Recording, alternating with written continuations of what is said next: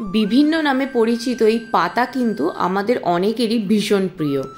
মানে আমি খারকোল বা খারমান বা ঘ্যাটকোল পাতার কথা বলছি। মানে যে এলাকায় একে যে নামে ডাকা হয়, তবে আমাদের এখানে কিন্তু এটা খারকোল নামেই পরিচিত।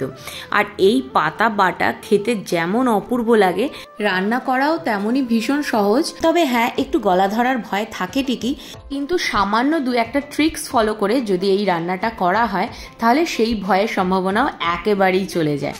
আজ সেই খারকোল পাতা বাটাই হতে চলেছে আমার রান্নাঘরে।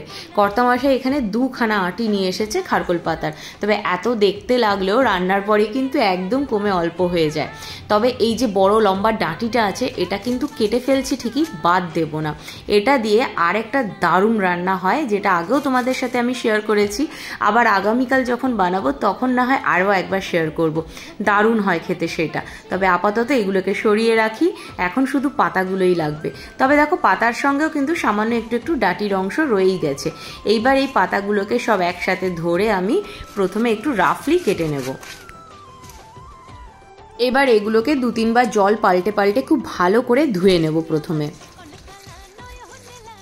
শুকনো খোলায় প্রথমে দিয়ে দিলাম 3-4টে কাঁচা লঙ্কা আর ভরা 1 চামচ কালো জিরে।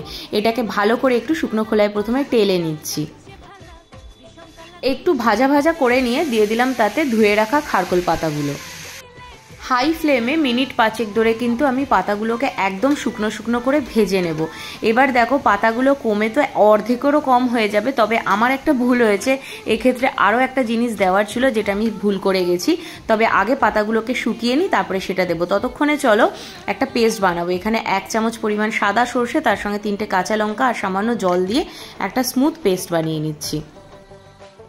এদিকে পাতাগুলো পুরো শুকনো শুকনো হয়ে গেছে, দেখো একটু আর পাতার মধ্যে জল নেই। এবার এর মধ্যে আমি দিয়ে দিলাম বেশ খানিকটা রসুনের কোয়া। এইটা প্রথমেই কালো জিরে কাঁচা লঙ্কার সাথেই দেওয়ার কথা ছিল, কিন্তু আমি না ভুলে গেছিলাম, সেই জন্য পরে দিলাম। আর এই দেখো, বেশ একটু লালচে লালচে করে এটাকেও কিন্তু শুকনো খোলায় ভেজে নিয়েছি। এরপর এই সবগুলোকে মিক্সির বাটির মধ্যে ঢেলে নিলাম আর একটু ঠান্ডা করে, একদম গরম অবস্থায় নয়, একটু ঠান্ডা হয়ে যাওয়ার পরে এটাকে জল ছাড়া বেটে নেব। আর এই শুকনো খোলায় ভাজার কাজটা কিন্তু অতি অবশ্যই সময় নিয়ে করবে। পাতাটা যত জল শুকিয়ে যাবে তত কিন্তু এর গলা ধরার সম্ভাবনা একেবারেই চলে যাবে। এরপর দেখো, ফ্রাইং প্যানে আবার 3 চামচ মতো সর্ষের তেল গরম করে নিলাম। তেলটা ভালোভাবে গরম হয়ে যাওয়ার পরে এর মধ্যে দিয়ে দিলাম বেশ খানিকটা কালো জিরে ফোড়ন আর দিয়ে দিলাম একটা গোটা শুকনো লঙ্কা। ফোড়নটা ভালো করে একটু সাঁতলে নিয়ে তার মধ্যে বেটে রাখা খারকোল পাতাটা দিয়ে দিলাম। এবার মিনিট 2 ধরে মিডিয়াম টু হাই ফ্লেমে এটাকে ভালো করে তেলের মধ্যে ভাজা ভাজা করে নেব। আর দেখো, একটু কালো কালো যেগুলো দেখতে লাগছে, এটা কিন্তু পোড়া নয়। তেলের মধ্যে যখন এটা ভাজা ভাজা হচ্ছে তখন পাতার রঙটা আস্তে আস্তে এইভাবে চেঞ্জ হচ্ছে। আবারও বলি, প্রথমে পাতাগুলো কিন্তু শুকনো খোলায় একটু বেশিক্ষণ ধরে ভেজে নেবে। যত ভালো করে ভাজবে ততই গলা ধরার সম্ভাবনা থাকবে না।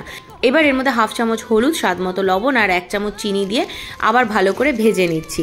অনেকেই তোমরা বলো খারকোল পাতায় গলা ধরে, কিন্তু ওই যে বললাম, কয়েকটা ট্রিক্স যদি ফলো করো তাহলে সেই ভয়টা একেবারেই কেটে যায়। এরপর আবারও 2 মিনিট ভালো করে এটাকে ভাজা ভাজা করে নিয়ে তার মধ্যে আমি দিয়ে দিচ্ছি ওই যে সর্ষে আর লঙ্কার পেস্টটা করে রেখেছিলাম, সেইটা দিয়ে এটাকে আরও মিনিট 2 ভালো করে একটু নেড়ে চেড়ে ভাজা ভাজা করে নেব। জেনারেলি কোনো রকম বাটা রান্নায় খুব বেশি সময় লাগে না, কিন্তু এই রকম যেগুলো গলা ধরার ভয় থাকে সেগুলো কিন্তু একটু সময় নিয়েই রান্না করতে হয়। ভালোভাবে সবটা মিশে একদম ভাজা ভাজা হয়ে যাওয়ার পরে দিয়ে দিলাম এতে প্রায় 3 থেকে 4 চামচ মতো নারকেল কোড়া। অনেকেই খারকোল পাতার বাটা, নারকেল কোড়া, সর্ষে বাটা এগুলো ছাড়া রান্না করো, কিন্তু একবার এইভাবে রান্না করে দেখো, স্বাদ কিন্তু কয়েক গুণ বেড়ে যাবে। যাই হোক, এটাকে আরও বেশ 1 মিনিট 1.5 মিনিট ধরে ভালো করে নেড়ে চেড়ে ভাজা ভাজা করে গ্যাস অফ করে দিয়ে উপর থেকে 1 চামচ মতো লেবুর রস দিয়ে দিলাম। এটা আরও একটা ট্রিক্স গলা না ধরার। কাজেই বুঝতেই পারছো, এইভাবে রান্না করলে গলা ধরার কোনো চান্সই থাকে না, আর খেতেও কিন্তু অপূর্ব হয়। যাই হোক, রান্না তো কমপ্লিট হয়ে গেছে। এবার এটাকে একটা বাটিতে নামিয়ে নিই আর তারপরে গরম গরম ভাতের সঙ্গে সার্ভ করে দিতে হবে খারকোল পাতা বাটা। এই রান্নাটা থাকলে পরে আমার আর অন্য কোনো কিছুর প্রয়োজন হয় না, এই দিয়েই কিন্তু পুরো ভাত খাওয়া হয়ে যায়। তাহলে চলো, আজকের মতো খুব সহজ একটা রেসিপি তোমাদের সাথে শেয়ার করাও হয়ে গেল, সঙ্গে আমার লাঞ্চের থালাটাও সাজানো হয়ে গেল। তোমাদেরও রেসিপিটা ভালো লেগে থাকলে ছেড়ে যাওয়ার আগে অবশ্যই একটা লাইক কমেন্ট শেয়ার করতে ভুলো না। যারা এখনও পেজটা ফলো করোনি প্লিজ ফলো করে দিও, আর ইউটিউব থেকে দেখে থাকলে চ্যানেলটা সাবস্ক্রাইব করার অনুরোধ রইল। সবাই ভালো থেকো, সুস্থ থেকো, দেখা হচ্ছে খুব শিগগিরই আরেকটা রেসিপির সঙ্গে।